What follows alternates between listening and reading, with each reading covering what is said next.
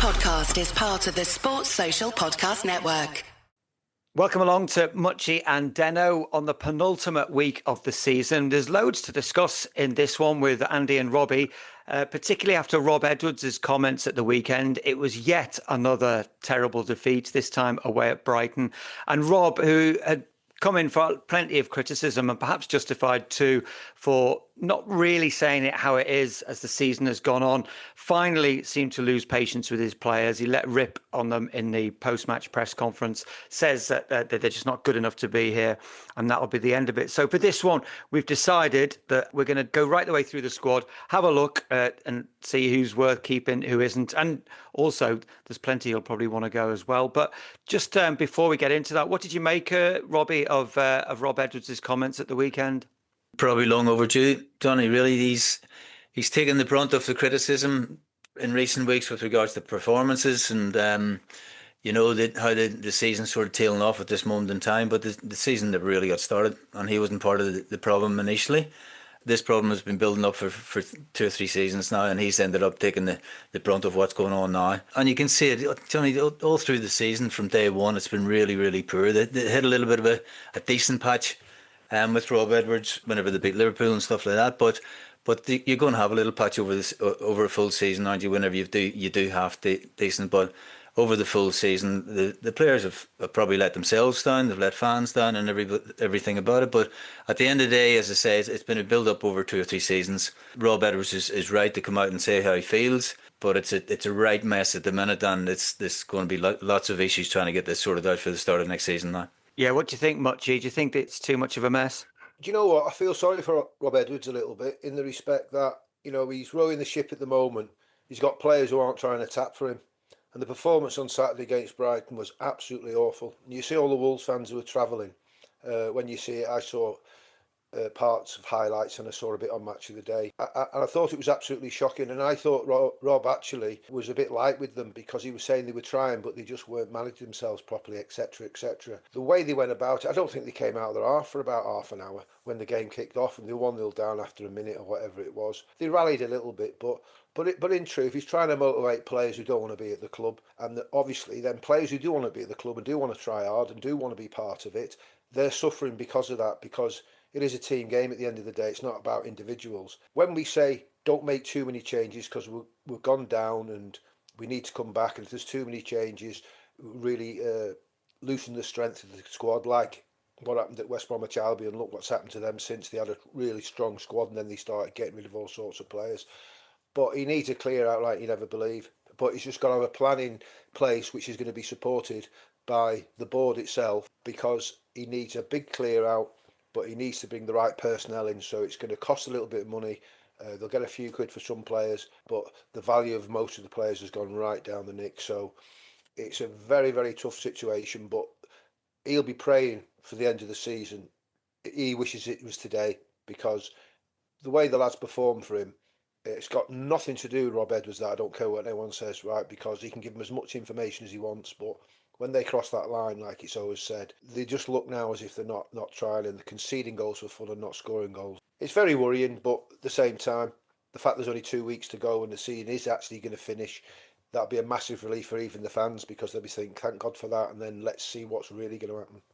Yeah, I don't think there'll be any holiday this year for Rob Edwards. He won't be having much of a summer break. I think he's got to start work pretty much on the Monday morning after the season finishes and just try and fix things. I mean, let's go through the squad and see what he's left with.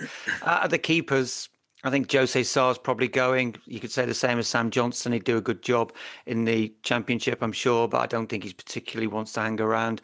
And Dan Bentley, I'm not sure he's at the level even in the Championship we need. So, I mean, would you say they're going to have to find a goalie from somewhere, or could you see Sam Johnstone perhaps filling that spot? Jose Sarr is the best keeper out of the 3. That's what I think anyway, Johnny. But as you say, he's probably one of the highest earners, so he probably is going to move on. Sam Johnstone, if you're saying, well, he's going to move on as well. Well, where's he going to? You know what I mean? He hasn't played that many games this season. Whenever he has played, he's done okay. He looks to be a half decent Championship keeper. So you might be looking at himself and Bentley staying at this moment in time and then moving on from there. But you're right, Jose Sarr, if they can get a few quid for him, get one of the highest earners off the books, and I would think he'll be looking to move on as well. You know, he's been mentioned, I think, in the last couple of windows really, where it looked as if he was going to move on, and then he actually ended up staying. So, for me, yeah, he'll be the one moving on. Whether they're looking at another keeper to come in and take the number one spot, I don't really know. But if you look at the two keepers to start with, Johnson and Bentley, you'd probably say, yeah, okay, in the Championship to start with, but need maybe a little bit more quality for further on down the line then. What do you think, Muchie? I mean, I think it's a difficult one. I can't see Jose Sarr being here. Johnston's been injured lately, but I think if he gets fit, he could probably do a job in the Championship. It's just whether or not he wants to hang around. What I'd say, Johnny, I know we're individualising the goalkeepers at the moment, right? But it's a big turnover that's going to happen, right? And when you actually look at it, you've got Sam Johnson, who's an experienced goalkeeper, right? He's been at Crystal Palace, and he can do well in the Championship. And if you play every week, then it's a different ball game. Bentley's obviously got Football League experience. He's sort of a filling goalkeeper.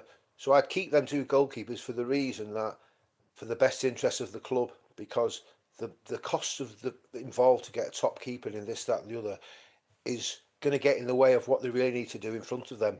So I agreed with Robbie when he first said it that, you know, really deep down, the big fella's going, the top man, and you will leave Bentley and Johnson, right? Johnson's probably the starter and Bentley's the backup. That's all you need for this moment in time. And if things progress and it's realised that a keeper's needed to come in, then they might have to look at that.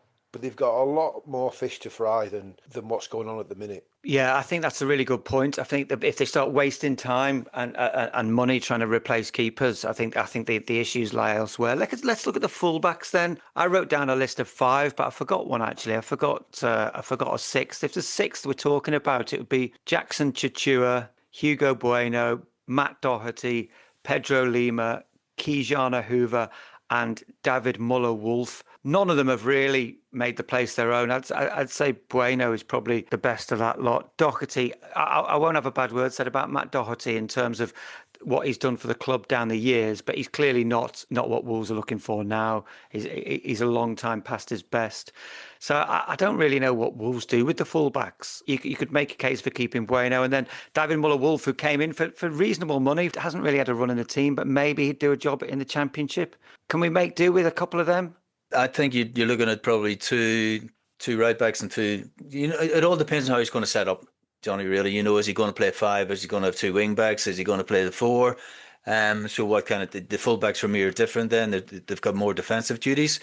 So it all depends on how he's going to line up with that. But I would, you know, on the left hand side, you mentioned Bueno and you mentioned Muller-Wolf, and I would say I would stick with that. If that's the case and he wants 2 on the left hand side, I would stick with that, because Muller-Wolf at times looked half decent. I think Bueno is a decent footballer. Bueno could actually play in a 5 as well. He likes to get forward as well. So that on the left hand side, I'd be happy enough for that. I think Chichua, I think he's on his way really. Came in with the big scenario of being the fastest player in the Italian league, and for me that doesn't. You know, it doesn't fill you full of a pat on the back or whatever. You know, everything you do in football has to be under control. Whether you're the quickest or not doesn't really apply to me. And whenever I saw him playing, and whenever he needed to be positive, he wasn't positive. Whenever he needed to use his pace, he didn't use his pace. So for me, I think he'll look at it and look at the fact I was playing in Italy last year. I don't want to be playing in the Championship this year. So he, for me, will be looking for a move, and I think it'll suit Wolves if he does. Move on. The other one, Matt Doherty, you mentioned, I would actually keep Matt around the club. I would keep Matt around the club. If they play a 5, he could easily slot into the 3 centre halves. I can't see him, if they played a 4, even he could do the full back duty as well. Now, he isn't going to play 25 games a season at full back, because he probably admitted himself he's not the quickest the way he used to be. But for me, to have him around the club, to have the experience of being a Wolves player who's seen, you know, sides being built over the years, and actually having a bit of success with Wolves as well, I would have him in for that experience. So yes, I would keep him. The other 2 lads, Hoover, and who was the other one you mentioned, Johnny? You mentioned another Pedro Lima, who sort of, you know, he's sort of highly rated as a prospect, but I'm just not sure. I don't know. Well, to be quite truthful, I saw Hoover at the start of the season, and I thought he was doing okay. I saw him playing against Joko or Doku for Man City at the start of the season, and I thought he did really, really well against them. And then he went out of favour, and all of a sudden he's moved to the side and hardly plays any games then. So it's a tricky one. Lima, once again, didn't play many games last season. He flitted in and out. He looked half decent on the little bits that you saw. But for me, it's a position where you could easily look at and say you need probably two on the right-hand side. If you are going to play Doherty sometimes, that's fine. Doherty could cover across the four whenever you need him to. But for me, you're looking at probably a couple down the right-hand side, depending on the formations you're going to build. No, I think that's a fair assessment. So there's definitely fullbacks that need to come into the club. Muchie, if you were to touch on the centre backs, Totti Gomez, Yerson Mosquera and Santiago Bueno are probably the sort of three most established at the club from going back further than last season. Ladislav Krejci came in and did brilliantly, but now he's on the bench and an unused substitute simply because I think that just means he's on his way. And then there's a lad out on loan at Rangers called Nasser Jigger who might come into the reckoning. If, as Robbie said, they're looking at a three-man central defence, could you see Wolves keeping the first three I mentioned in that list, Totti, Yerson and Santiago Bueno? You briefed on the fullbacks. I think it's not quite important that for the moment. The only lad I'd keep at left back is Hugo Bueno, because I think he shows a lot of good attitude, yeah. The rest of them can go. Matt Doherty I'm not even putting in the conversation because he's been an absolute superb servant for the club. But I would sort of exit him now and say, what a marvellous career you've had at the club. You've been away, come back, and you've been exemplary on and off the pitch. But you've got to make change. It's time to go. It moves on.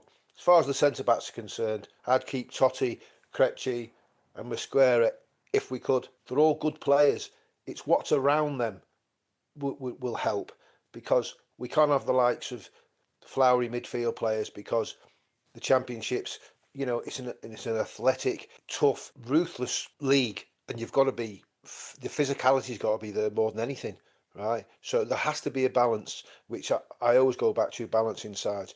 But I do think the centre halves, it's about Wolves because they've got these lads all under contract, and it's all about saying, okay, they want to go and all this, right? But I'd be ruthless. I'd say you're going nowhere. The players that we want to keep, I'm not saying there's lots of them, don't get me wrong, but I would certainly keep Totti and Mosquera, 100%. Krejci, I think he'd even play in midfield.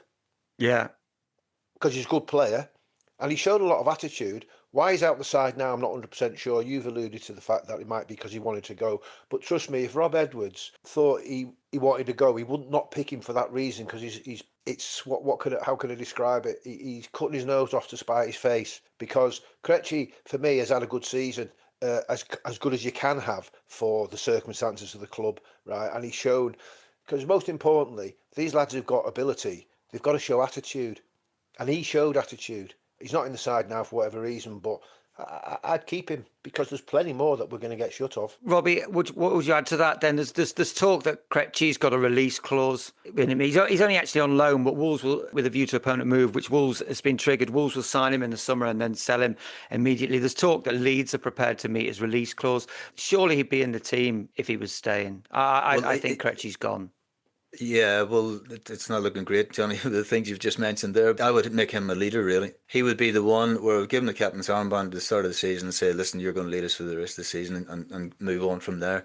Muchie's right. You could play him holding midfielder as well. He's got real legs. He can get up and down. He showed he's got a bit of a goal in him as well whenever he does get forward. So I would be disappointed if he did go, but I wouldn't be surprised if he moved on as well, and getting the money in, and Wolves taking the money because a player doesn't really want to be there. Then if that's the case, then that has to be that's the way it has to be. The other two, Totti, yeah, definitely keep. Mosquera, I would keep as well. He shows good attitude, but for me, he needs to calm down a little bit. You know, he is a liability, really. You watch him sometimes, and I think the championship will be even more competitive with regards to, you know, big centre forwards coming up against him, and also he's a bit of a liability when he comes to entering into the battles, and maybe throwing himself on the ground a little bit to get free kicks and stuff like that. So he just needs to calm down a little bit with regards to that. But as far as keeping him and showing a decent attitude and having a go in games, I think, yeah, he'd be one of the other ones who would keep as well. So moving on into midfield, I think if Andre and João Gomez are playing in Wolves midfield next season, then so will I be, because I think we can probably rule that the two Brazilians are off. And then it doesn't leave a lot. I've sort of divided these up. I've left the more attacking of the midfielders into the attacking section, but I've included John Rickner Bellegarde in the midfield as well. And then there's three lads away on loan. Tommy Doyle's just finished his loan at Birmingham City. Marshall Manetzi, who was Vita Pereira was a big fan of, has been on loan at Paris. And Boubacar Traore has been on loan at Metz. Mucci, how do you see the midfield shaping up? Because arguably you could say that there has to be an entirely new midfield. Andre and João Gomez will go. There's that many names there with all players who've done what. We do know that Andre and Gomez, a few years ago in a good side, they complement the balance of the team. But in truth, the only two guys, I would class Mane as an attacking midfield player, if I'm honest, and Bellegarde, and I'd keep them both. The rest of them, I get rid of them all. I don't say that lightly, and I don't say that as if I'm being flippant. I'm just saying, when you analyse what they're about, what's gone on, what the future holds with what the Championship's all about, you're looking for hardcore centre-halves, which we spoke about before. All the fullbacks can go, except Bueno for me, because he shows a fantastic attitude. And the rest of them, they can go.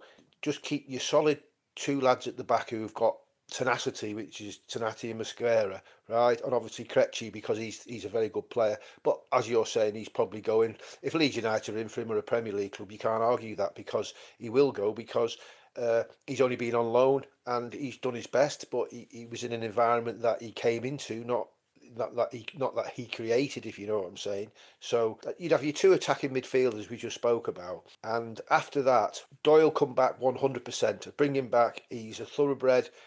He's obviously played very well for Wolves, but then different managers decided to let him go out, and he can come back, and he will contribute an awful lot to the team for me, because he's played at Birmingham in the Championship. He knows what it's all about. He can handle that no problem. I'd have him back straight away, because he's not costing the club money, because they can use it somewhere else. Robbie, what do you think about the midfield? I think Muchi's touched on most of it there. I think, Andre's going, Gomez is going as well. So that leaves plenty of spaces left open. I think the Tommy Doyle scenario, I'd be glad to see him back, because he actually, whenever he played for Wolves, I liked the way he played the game. He was always looking forward. He always wanted to pass the ball forward. He got things moving forward all the time. A bit like Neves and Matinho, whenever they played, they were always on the tick and they were always passing forward. And I thought he was a very, very good footballer. Obviously, he wasn't required, so he's moved across. And the experience of being in the Championship again will help Wolves as well. When I look at the other two, I think Manetzi must be on his way out, because as soon as Rob Edwards comes in, he's moved to the side and he went out on loan. But the one for me, really, which you might be able to help us with a little bit of this, Johnny, I saw Traore a few times. Whenever he played, I think it was a couple of seasons ago, he played 15, 20 odd games for Wolves. And I thought he was half decent. I thought he was box to box, more defensive midfielder than was attacking midfielder. Big, strong, physical lad, right? And I look at that and I think, can he do the job that Wolves are required, rather than going out Wolves and paying quite a bit of money for another one just to sit in midfield and do that job? Is he able to do that job for Wolves? And time will tell, but time will tell in the summer whether he comes back to the club and they let him play and stuff like that. But for me, that'll be an interesting one to see if that happens. Bellegarde, I think he'll be staying. So it's big change centre midfield, really. The two lads, the Brazilian lads, they're going. So hopefully you're getting, I don't know, they're being talked 45 million for Gomez, for João Gomez. Andre is probably going to be 20, 25, so you're 60, 70 million coming into the club there, which would be good money for the two lads. So it's going to be all changed from that scenario. Doyle, bring him in and keep him, and then see, you need to pick the bones out of the rest of it, really, with regards to bringing other players in. To pick up on your point about Boubacar Traore, I think I agree entirely with you. I think it would be great to see him back. I think he's got the legs, the box-to-box style that Wolves might want from a player like that in the Championship. He'll bring a lot of energy to the team. I'd be keen to see Boubacar Traore come back and be part of a Wolves team in the Championship. If we're looking at the strikers, I know you touched on Matheus Mane, Mucci in sort of midfield, but I've just, for the sake of this argument, I've thrown him in with the attacking players, and I've done the same with Rodrigo Gomez, who you could also argue it is more sort of wide midfield. And then you've got Hwang Hee-chan, Tolu Arakadare, who we had a long chat about with Mane the other week, Adam Armstrong, and then Sasa Kaladic, who's out on loan in Austria in Lask. I think Tolu is definitely gone. I think he's burnt all his bridges here. But what about the others, Muchie? Who would you sort of persevere with? And do Wolves need to make more striker signings? Oh, absolutely they do, yeah. But saying that, Akadori, for me, if I was the manager of Wolves, right, I'd pull him in and say, what's his ambition? What's his attitude? Does he want to go off somewhere else, or do you want to be part of trying to get the club back into the Premier League? And if he said the right things to me, that he wants to stay at the club and he wants to fight for his place and he wants to fight, I'd keep him all day because he'd be a right handful in the Championship, right? Armstrong is experienced at that level. If he gets the right people, the right support, he'll be fine. Mane obviously has had a real good spell. Then he's dropped off a little bit, which you expect, 18 years of age. But he's a future player for the club, so there's not Cat&L's chance he's going to leave. And I also believe that no one is going to chance spending money on him just yet. They'll wait a bit longer to see whether he can hit the ground running, because he's had a nice spell like your honeymoon, and then reality kicks in, you know what I mean? Hopefully Mane stays at the club in the respect that he has got ability. He can play dual roles. He could play him wide as well as up front. He can play as deep in behind midfield player, obviously attacking midfield player. So there's that balance. For me, I'd be strengthening fullbacks. I'd be strengthening midfield players who've really got engines, like you say about Tory. Unfortunately, I don't know anything about him, if I'm really honest. But when Robbie said he's a box-to-box fella, I went, oh, if he's got ability and he's box-to-box, that's the type of fella you want. You look at all the teams in the Championship, right? The work rate is very high. They've all got strength, power. They're all athletic. What they do lack, I suppose, that little bit of finesse that the Premier League lads have, right? But there's not a lot of difference. So for me, he'd be an asset, Akadori. For me, he would. Armstrong has got the experience. Keep Mane, and you need to bring two other strikers in. That's the way I would see it, you know what I mean?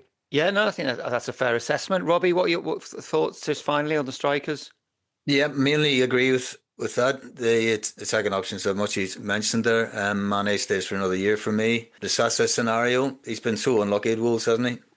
With regards to the two cruciates that he's had, and he's missed a couple of years, so he probably wants to move on to fresh start and play games and be happy somewhere else. But the other scenario as well, Johnny Armstrong, obviously he's just come in, so he's going nowhere. Agree with Muchie. Tulu could be an absolute handful. But if his attitude isn't right, then have to move him on as well and get someone else in who's going to play and be 100% with the club. But the other scenario as well with regards to attacking options, we haven't talked about any width really. You know, Rodrigo Gomez can play wide because he's got real pace and he makes great runs. But a lot of those runs are sort of centrally off the front men. So he's not really a wide man who's going to attack the fullbacks and get crosses over. So for me, they need to be looking at two. We're talking about the Championship here, aren't we? Really, but two really, really good wide players for Championship level. You know, you can't go and get them out of the Premier League now, because of the scenario you're in. But you need to be looking at wide players to give you those attacking options, because Huang, he isn't an attacking wide player. So they haven't really got one that's going to do that. Yeah. Not one player at this moment, unless they've got them in the academies or whatever coming through, Johnny. But they haven't got them as we see that now.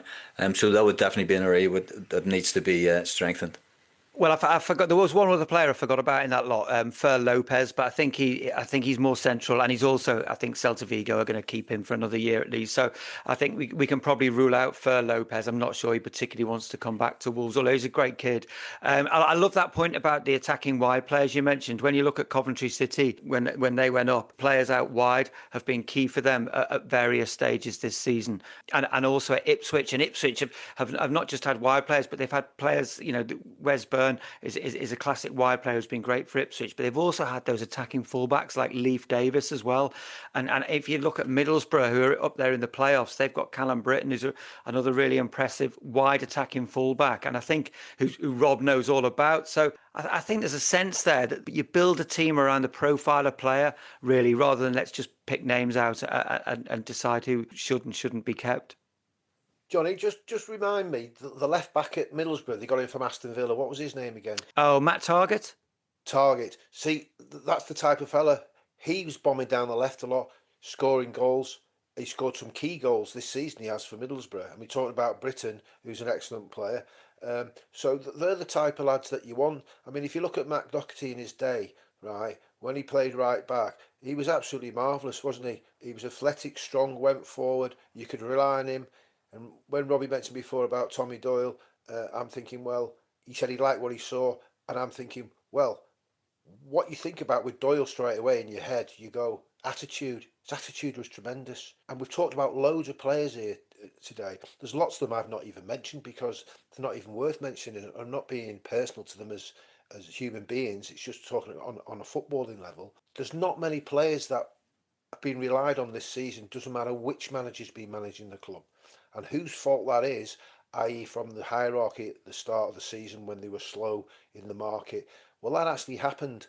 So that's the fact. So here's your squad. You kick the season off and you've got to show attitude and camaraderie and fight and all these things. And loads of them haven't shown it.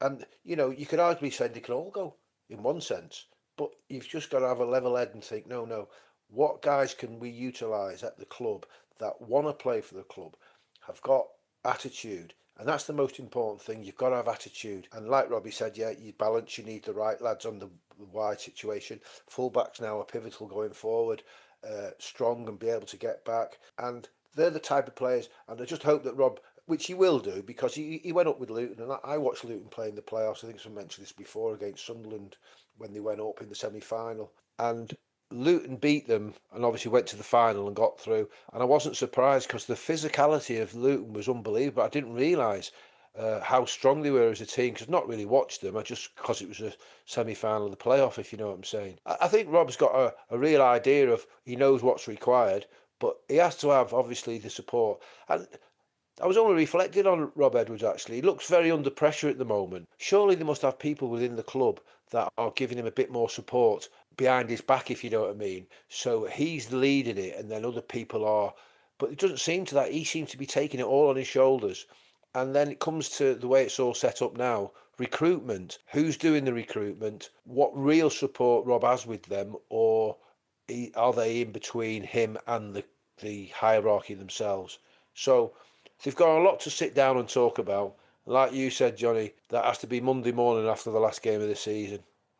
Well, I think I'm in a minority, an absolute minority of Wolves fans now in saying that I want Rob Edwards to have a chance in the championship, because I think most of them want him out. I don't know what you're picking up, Robbie, but I think he's really lost a lot of faith of the Wolves supporters and has got it all to do. I don't think they will get rid of him, but I just don't think he's got much in the bank now with Wolves fans. No, I'm getting that vibe as well, Johnny. With the lads that I work with, even a little bit of social media that you read as well, you know, it doesn't come across well from him, and that's purely down to results and performances. I think fans, and much he touched on at the start of the conversation, really, with regards to fans travel all around the country all year, don't they? You know, they spend a lot of money to go and watch the football team, hoping that it's going to turn around next week, it's going to turn around next week, it's going to be better next week.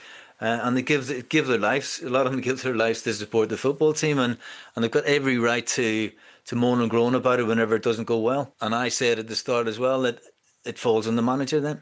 Whenever it comes down to it, and the results don't go well, it's the manager's fault. You know, with regards to, he should have played this team, he made those changes, he shouldn't have done that, right? And Rob Edwards has been left with a team and a squad of players that have just not been adequate for this level. And in fact, I think they would have struggled in the championship this year, really, with regards to, you know, getting results and being physical enough to get results in the championship. I think they actually would have struggled in the championship. So for me, that isn't down to Rob Edwards. That's what he was left with. And now he's trying to pick up the pieces for the start of next season. Now, there must have been a lot of conversations over his last couple of months because they've known they've been down from Christmas time, really, Johnny, you know. So for me, there must have been loads of conversations how we're going to go about this at the start of next season now with regards to being in the championship. And for me, those conversations, if you're having it with a certain manager, then you have to keep him in place come the start of next season, because I'm sure by now they've looked at players who they want to bring in for the level they're going to be at. He's been at this level before as well. He's taken Luton up out of this level before. So to be fair to him, I would keep him in place Now, the vibes aren't great at the minute. I'm going down on Sunday to the last home game. I'm sort of not really looking forward to it because the atmosphere can be a little bit toxic whenever it does go pear-shaped at times. So I'm not particularly looking forward to it, but I'm going to go down. But I do hope that come the start of next season, Rob Edwards is still in charge and be given the reins to try and do the job properly.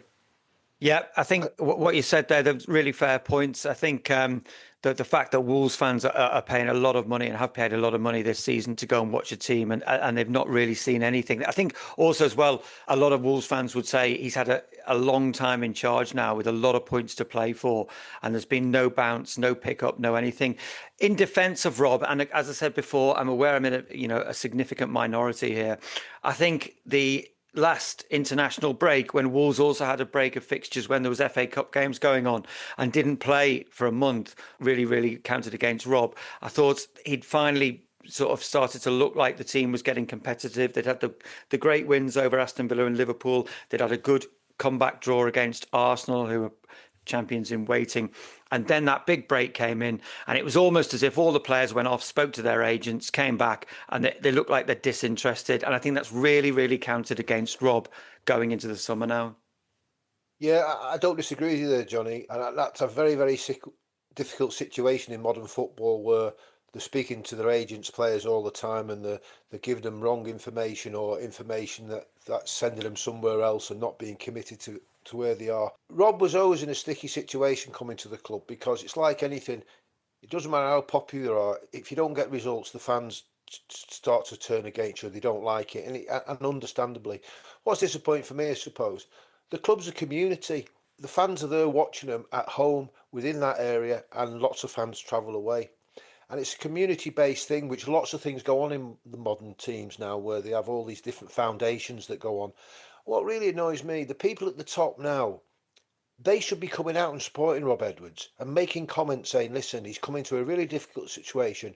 We've had a lot of communication, this, that and the other. Unfortunately, we're at the time of the season that we've gone down. Some of the players aren't at it. They can put that a bit more articulately than I can, if you know what I'm saying. Give the supporters a plan of what's going on.